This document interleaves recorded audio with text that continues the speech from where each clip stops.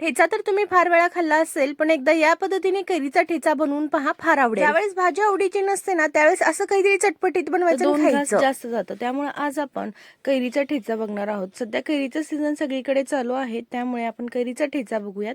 इथे माझ्याकडे एक कैरी आहे, झाडावरून तोडून आणलेली आहे, त्यामुळे थोडंसं चीक वगैरे त्याला लागलेला आहे. याकरता आधी स्वच्छ धुवून घ्यायची आहे कैरी आणि त्यानंतर एखाद्या कोरड्या कापडाने पुसून घ्यायची, म्हणजे आपली कैरी अगदी स्वच्छ होते. आता स्वच्छ झाल्यानंतर कट करून घ्यायची आहे. इथं मी याची सालसुद्धा काढून घेत आहे, कारण की खाताना दाताखाली साल आली आणि ती साल कडक असली की दातामध्ये कळ येते, दात दुखतात. त्यामुळे मी साल काढून घेते, जेणेकरून घरातल्या सगळ्याच मंडळींना खाता येईल अशा पद्धतीनं आपण हा ठेचा बनवणार आहोत. तर इथं मी सगळी साल काढून घेतलेली आहे आणि आता हे बारीक बारीक चिरून घ्यायचे आहेत. जर कैरी कुठे लागली असेल तर त्यामधून तो भाग काढून टाकून घ्यायचा आणि असं छोटे छोटे तुकडे करून घ्यायचे आहेत.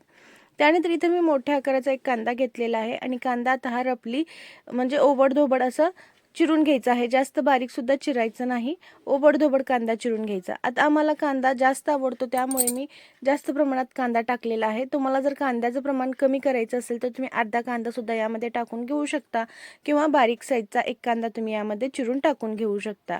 कांदा इथं चिरून घेतलेला आहे. त्यानंतर इथं मी 8 ते 10 हिरव्या मिरच्या घेतलेल्या आहेत. तिखटवाल्या हिरव्या मिरच्या आहेत. ठेचा खायला झणझणीत असला की एक नंबर लागतो, त्यामुळे मी थोडंसं तिखट बनवून घेतलेलं आहे. तुम्ही तुमच्या आवडीनुसार कमी जास्त तिखट करू शकता.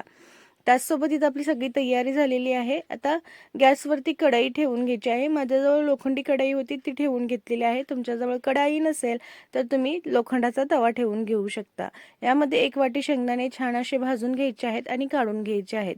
त्यानंतर 1 चमचा तेलात 1 चमचा जिरे तडतडून घ्यायचे. जिरे तडतडले की चिरलेला कांदा, हिरवी मिरची आणि चिरलेली कैरी टाकून घ्यायची.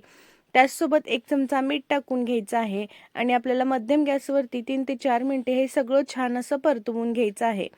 आम्हाला कांद्याचा कच्चा फ्लेवर आवडतो, त्यामुळे मी कांदा याच्यासोबत टाकलेला आहे. तुम्हाला जर कांदा जास्त आवडत नसेल तर तुम्ही आधी कांदा परतवून घ्या, त्यानंतर मिरची आणि कैरी टाकून घ्या. आता छान असं हे परतवून घेऊयात. बघू शकता 3 ते 4 मिनिटांनंतर कैरी अगदी सॉफ्ट झालेली आहे. मिरची आणि कांदा सुद्धा व्यवस्थित भाजला गेलेला आहे. या स्टेजला गॅस बंद करून घ्यायचा आहे आणि त्यानंतर यामध्ये 10 ते 12 लसणाच्या पाकळ्या, 1 मुठी कोथिंबीर आणि भाजलेले शेंगदाणे टाकून घ्यायचे आहेत आणि छान असं मिक्स करून घ्यायचं आणि आता थंड होण्यासाठी ठेवून द्यायचं आहे. थंड झाल्यानंतर आपण याला ओबडधोबड वाटून घ्यायचं आहे. आता मी कढईमध्येच ठेचून घेणार आहे. हवं असेल तर तुम्ही उकळीमध्ये टाकून ठेचून घेऊ शकता, किंवा मिक्सरमध्ये बंद चालू करत फिरवून घेऊ शकता. तर इथं आपला हा झणझणीत असा कैरीचा ठेचा बनून तयार होतो. चवीला एक नंबर लागतो. तुम्ही कैरीपासून कोणकोणत्या रेसिपी बनवतात कमेंट्समध्ये मला नक्की सांगा, म्हणजे मी त्या रेसिपीसुद्धा तुमच्यासोबत शेअर करण्याचा प्रयत्न करीन, किंवा मला त्या रेसिपी नवीन असतील तर त्या तुमच्याकडून समजतील सुद्धा. तर तुम्ही कोणकोणत्या कैरीच्या रेसिपी बनवतात हे नक्की माझ्यासोबत कमेंटमध्ये शेअर करा. तर इथे आपला हा झणझणीत असा कैरीचा ठेचा बनवून तयार झालेला आहे. भाकरीसोबत तर अप्रतिम लागतो, पण सध्या माझ्याकडे भाकरी नव्हती, चपाती होती, त्यामुळे मी चपातीसोबत हा ठेचा एन्जॉय केलेला आहे. तर तुम्ही सुद्धा ही ठेच्याची रेसिपी नक्की एकदा ट्राय करून पहा आणि रेसिपी कशी झाली कमेंट्समध्ये सांगायला विसरू नका. आणि अशाच वेगवेगळ्या ठेच्याच्या रेसिपी, वेगवेगळ्या भाज्यांची रेसिपी पाहण्यासाठी करिश्माज मेजवानीला आत्ताच सबस्क्राईब करा.